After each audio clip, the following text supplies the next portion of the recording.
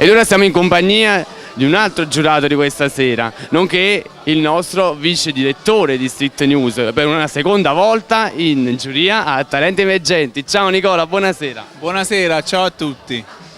Nicola, cosa ti aspetti dai talenti in gara? Rispetto all'altra volta ti aspetti qualche talento in più, più emozioni, ecco, come prospetti la serata? Guarda, sono curioso di vedere le esibizioni, ho visto che comunque alcune persone si sono riproposte, vediamo un poco che ci dice la serata, però sono abbastanza fiducioso perché li vedo belli carichi questi ragazzi.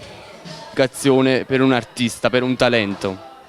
Guarda, la comunicazione è fondamentale, paradossalmente è quasi più importante del talento, perché se uno ha talento però non riesce a comunicarlo al pubblico, non arriva, quindi è difficile che il pubblico lo possa apprezzare.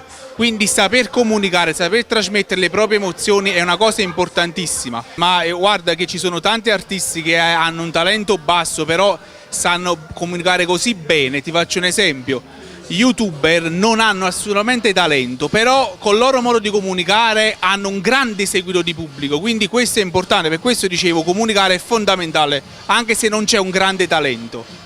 Va benissimo Nicola, allora ti auguro un buon lavoro questa sera e speriamo che tutto vada per il meglio. Fai un saluto ai nostri amici lettori. Ancora una volta ciao a tutti e seguiteci www.streetnews.it. Ciao! Mi raccomando, non ve ne pentirete.